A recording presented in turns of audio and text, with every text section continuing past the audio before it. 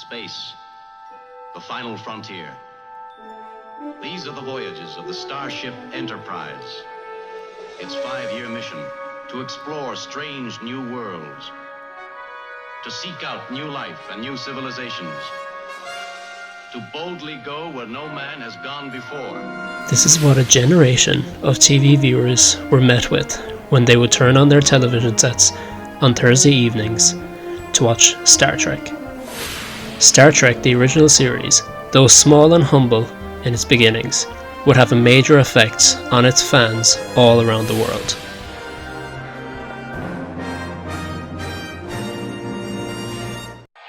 You have a more serious philosophy, do you not, based on the series? Yes. This is peace and brotherhood. Well, even if it sounds strange, I gather that you were recently in New York for a great Star Trek conference. And how many people turned up for this? I think the final figure was 18,000, but on the 2 major days it was about 16,000 in one hotel. And what's your reaction if I say that people might be puzzled at adults getting so enthusiastic and wound into what, after all, is a children's program? It isn't a children's program. Star Trek was made for adults. Right, that's said very firmly. When I first got interested in Star Trek, it was mainly I liked the actors, but as soon as I got to know everybody else who was fans of the program, everybody has something in common. You find fantastic amounts of friendships. This is one of the main things that all Star Trek fans, say that they find. So, what changed? How do we go from something like this, PhilCon in 1936, the first ever recorded fan meetup, and events that saw a small group of science fiction fans in New York meet up purely to discuss their shared interest, all the way to this? The relationship between fandom and Hollywood has undergone a remarkable transformation over the years. The sheer magnitude of fandom, meaning a group of people sharing a common interest or hobby, has grown to legion strength after nearly 100 years. And that strength has been felt by the gatekeepers of the IPs and franchises, strength that came from those original Star Trek fans and once again today, but to a much more severe and intense manner. So this begs the question, how did we get to here?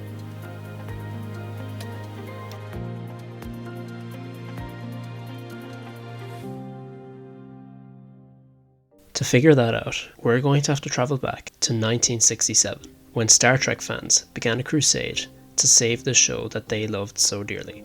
Though the original series often struggled with viewership, the fandom that it had developed throughout its first 2 seasons were a vocal and dedicated group, enamoured with the series' discussion of contemporary societal issues through a futuristic context. I think he really did a great job of organizing the energy that was available with the Star Trek fans. Star Trek was never very popular in numbers, but the following that we had was intense. Captain, there's really something I don't understand about all this, and maybe you can explain it to me, logically, of course. When you jettisoned the fuel and you ignited it, you knew that there was virtually no chance of it being seen, and yet you did it anyhow. And that would seem to me to be an act of desperation. Quite correct, Captain. Now, we all know, and I'm sure the doctor would agree with me, that desperation is a highly emotional state of mind. How does your well-known logic explain that? Quite simply, Captain. Here was a show that they were going to turn around and cancel. No. That really annoyed me. I think we had a moral prerogative not just to save the show, but to let these networks know that the public had an opinion. We discovered that Paramount had bags and bags of mail that they had never told the Star Trek offices about. I had a friend of mine, who was vice president of NBC, they gave out his phone number. It got too much.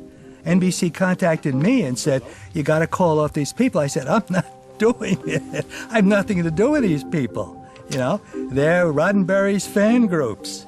Fans began picketing the NBC offices, just in order to get their point across to the gatekeepers of the franchise. They bombarded the studios with letters, phone calls, and in the end, NBC caved under the pressure and greenlit Star Trek for a 3rd season. To put a stop to all this angry energy that was coming at them. I thought, okay, we're going back for a 3rd season. And when we heard, yes, we're going to get a 3rd season, it's like, yes! That was Joe Trimble, also known as the woman who saved Star Trek, after she spearheaded the letter writing campaign to save the original series. And from there, we go to this. It's hard to believe that one letter writing campaign in the 1960s managed to preserve the passion and power of fandom for today's generation. We still receive stories in other mediums surrounding our favourite Star Trek characters.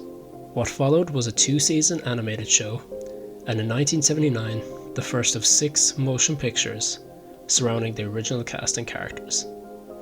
This was a turning point, demonstrating that fans could wield influence over the stories they loved. Shows like Star Trek captured the imaginations of its viewers, particularly within groups who felt marginalised or disenfranchised, and therefore felt reflected in the diverse crew of the Enterprise. Star Trek fandom didn't stop at watching weekly episodes. It manifested in the creation of fanzines. Today, this is what we know as participatory culture. In the words of Henry Jenkins, a participatory culture is a culture with relatively low barriers of artistic expression and civic engagement, strong support for creating and sharing one's creations, and some type of informal mentorship whereby what is known by the most experienced is passed along to novices. A participatory culture is also one in which members believe their contributions matter and feel some degree of social connection with one another. At the least, they care what other people think about what they have created. These types of fanzines were filled with what we know today as fanfiction, where fans started to write their own stories about the characters that they loved. By doing this, they were able to satisfy a need and scratch an itch by telling their own Star Trek stories and not having to wait until next week's episode. Yet, the landscape of fandom has shifted dramatically. As technology advanced, fandom advanced alongside it. The advent of the internet gave rise to a digital era of participatory culture, where fans could connect with each other and creators on a global scale. Social media platforms became virtual gathering places where fans could have opinions, and those opinions held sway, and studios began to take notice. Fandom ceased to be just a hobby, it became a lifestyle. The Star Wars franchise serves as another prime example of fandom's ultimate power, though maybe in a very different way today. While both franchises inspire passion and excitement, they have proven to elicit many different responses from their personal fandoms throughout social media. The infamous Star Wars sequel trilogy exemplifies this phenomenon perfectly. The divisive reactions ultimately influencing the direction of the films. Star Wars, its characters and stories, have been under the banner of Disney since 2012, and they were in charge of shepherding in this new era of Star Wars stories. The lack of creative freedom filmmakers have raises questions about the role of big studios in giving in to fan demands.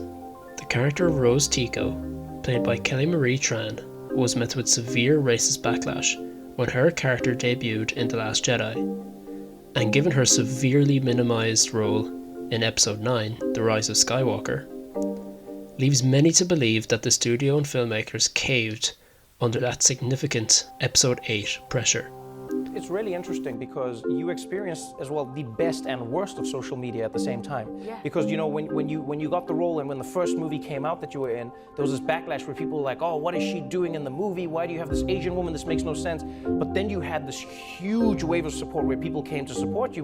But you made a choice. You said after that, you're like, you know what? I'm done with being online. I'm not going to get harassed by trolls online. I'm off. And you just don't do social media now. No, that might be the best choice I ever made. Episode 9, The Rise of Skywalker, ultimately reverted back to its familiar tropes, leading some to criticize it as feeling very much like fan fiction, which Disney may have done out of fear of alienating its fans even further. Something like this could end up stifling creativity and innovation, which could raise concerns about fandom's power and about the future of storytelling in Hollywood. From its earliest and most humble beginnings, fandom has evolved into a complex landscape, where passion and power collide in unexpected ways. Casual fans have become increasingly rare, as the lines between fandom and citizenship have begun to blur. Another quote from Henry Jenkins after his words on participatory culture. Fandom, after all, is born of balance between fascination and frustration. If media content didn't fascinate us, there would be no desire to engage with it. But if it didn't frustrate us on some level, there would be no drive to rewrite or remake it.